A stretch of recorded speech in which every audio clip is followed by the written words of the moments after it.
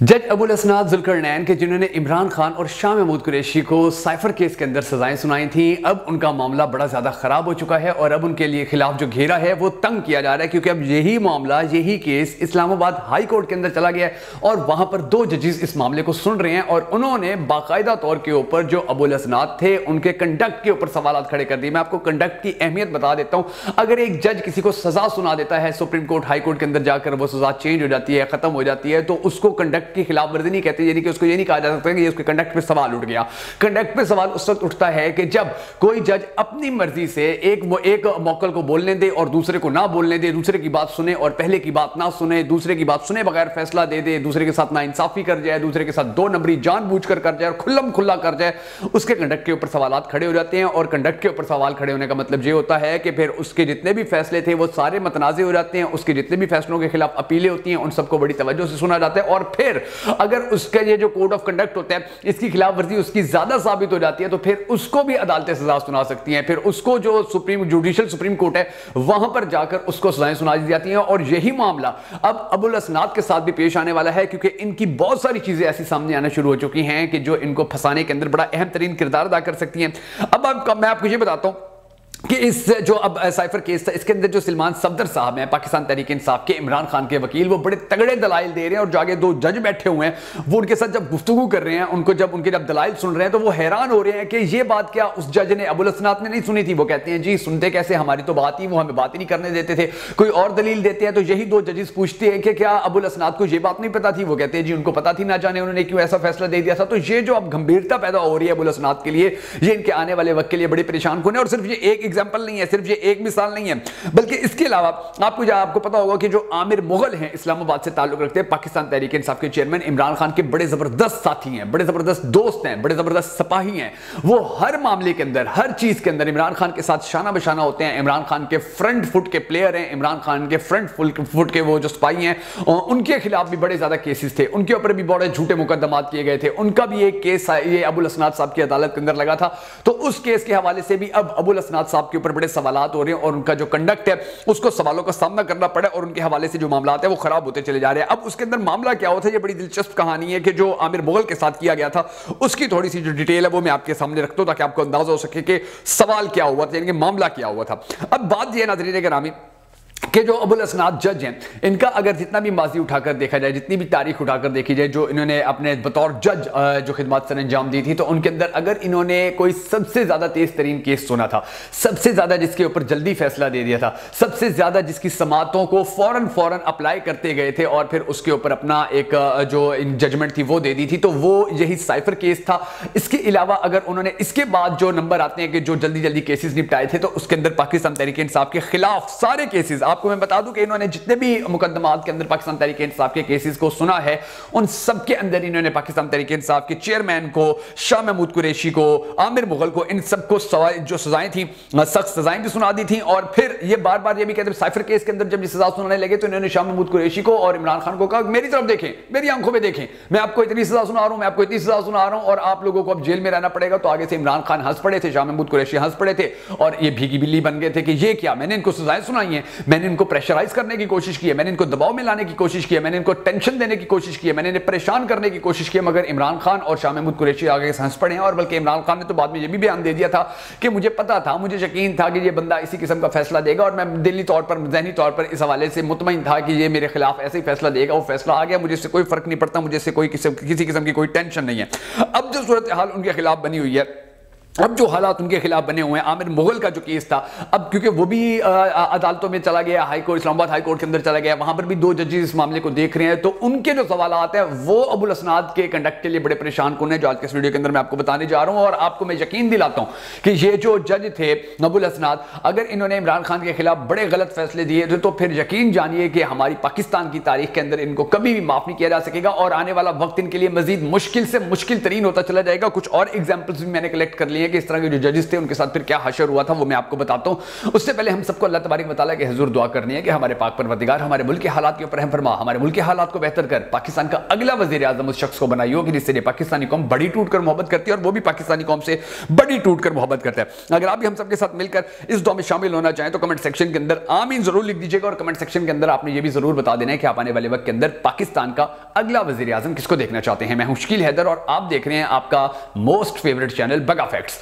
अब नाज़रीन ग्रामी जो सिचुएशन है वो पहले मैं आपको आमिर मुगल के हवाले से बता देता हूं। इनको बेसिकली इस्लामाबाद के अंदर इन्होंने अभी इलेक्शन लड़ा और धांधली करके इनको हरा दिया गया। इनकी बड़ी अच्छी लीड थी लेकिन उस लीड को खत्म कर दिया गया और 6 फरवरी को ये अदालत के अंदर पेश हुए थे। अब वो अदालत के अंदर जब पेश हुए थे तो 3 केस, इनके ऊपर काफी केसेस थे, 3 केसेस ऐसे थे कि जिनके अंदर जज अबुल हसनात ने कहा कि इनके अंदर हमें इनकी गिरफ्तारी की जरूरत नहीं है, इनको इसके अंदर गिरफ्तार नहीं करते। एक जो केस था उसकी फिर पेशी दे दी गई थी, तारीख दे दी गई थी कि ये जो पेशी है ये फिर अगले के ऊपर होगी और इसके इनके अलावा यानी कि मुगल साहब के अलावा वहां पर आमिर मुगल के अलावा वहां 7 और लोग भी थे और ये 8वें थे। इन सब की जमानतें मंजूर हो गई थी। अब यहां तक मामला समझ में आ गया, मगर आगे जो मामले की गंभीरता थी वो समझ में किसी को नहीं आई। आमिर मुगल कहते हैं जैसे ही मैं घर पहुंचा तो मुझे अदालत की जानिब से फिर फोन आ गया और उन्होंने कहा कि जी आपको तो जज साहब फौरी तौर पर बुला रहे हैं, वो कह रहे हैं आपको तलब किया है उन्होंने, वो कह रहे हैं आपको फौरी तौर पर पेश किया जाए। तो जब मुगल साहब ने पूछा कि भाई मामला क्या है, हालात क्या है, अभी तो मैं अदालत से होके आया हूं, तो उन्होंने कहा कि जी आपकी जो जमानत है वो कैंसिल कर दी गई है। हालांकि उसी जज ने, उसी अदालत ने इसी आमिर मुगल की थोड़ी ही देर पहले उसी ही दिन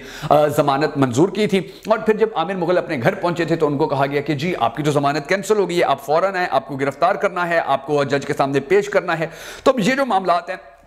ये सारे मामलात अब अदालत के इस्लामाबाद हाई कोर्ट के अंदर उठाए जा रहे हैं और वहां पर जो 2 जजेस बैठे हुए हैं मैं उनके भी आपको नाम बताता हूं। उन्होंने बड़े तगड़े तगड़े इस हवाले से अपने पॉइंट्स दिए, उन्होंने बड़ी तगड़ी बातें की हैं, उन्होंने बड़ी जबरदस्त किस्म के जुमले कसे हैं इसके ऊपर, उन्होंने बड़ी जबरदस्त किस्म की जो शवाहिद हैं, जो बयानात हैं वो दिए हैं और उनके हवाले से मैं आपको ये बता देता हूं कि सीन सिनेरियो क्या चल रहा है, मामलात क्या चल रहे हैं। इस्लामाबाद हाई कोर्ट के अंदर जो 2 जजेस हैं उनमें से एक गुल हसन औरंगजेब साहब हैं, जस्टिस गुल हसन औरंगजेब साहब, और दूसरे हैं अरबाब मोहम्मद ताहिर साहब। अब इन जो जजेस हैं, इन जजेस के पास यानी कि और भी केसेस आए पाकिस्तान तहरीक इंसाफ के और उनके अंदर पाकिस्तान तहरीक इंसाफ को बड़ी इत्मीनान रहा कि ये बड़े जबरदस्त किस्म के जजेस हैं। स्पेशली जो अरबाब साहब हैं, अरबाब मोहम्मद ताहिर साहब हैं, ये तो डट जाने वाले बंदे हैं, ये तो ऐसे बंदे हैं कि जो किसी चीज के ऊपर डट जाएं तो फिर उससे पीछे नहीं हटते हैं। और अब इन्होंने ही ये बातें की हैं कि जब आपको एक बार जमानत दे दी गई थी तो फिर उसी दिन ही आपकी फिर जमानत कैंसिल करने के अहकाम क्यों उन्होंने जारी कर दिए थे। इसके ऊपर जो कोड ऑफ कंडक्ट है उसके हवाले से सवाल उठता है और ये सवाल किसी भी सूरत रद्द नहीं किया जा सकता, इसको किसी भी सूरत इग्नोर नहीं किया जा सकता। और उन्होंने अब यह भी कहा है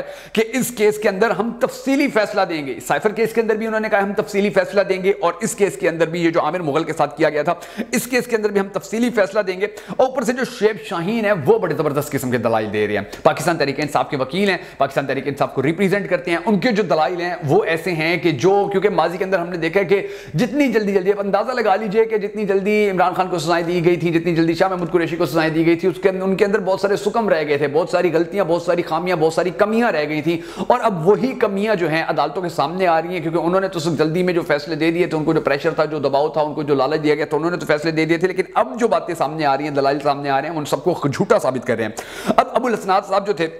उनका एक बड़ा मुहावरा भी बयान मशहूर हुआ था। वो कहते थे कि जी मैं कोई जज दिलावर नहीं हूं बल्कि मैं तो दिलेर हूं, मेरी मां ने मुझे दिलेर पैदा किया तो मैं दिलेराना फैसले दूंगा। और फैसले उसने ऐसे दिए थे कि पूरे पाकिस्तान ने उसके ऊपर एतराज किया था। अब इसका जो हशर होगा नाज़रीन गिरामी वो बिल्कुल जो जज मोहम्मद बशीर साहब थे उन जैसा होगा। अब मोहम्मद बशीर साहब की कहानी क्या है वो मैं आपको बता देता हूं कि जज मोहम्मद बशीर साहब जो थे वो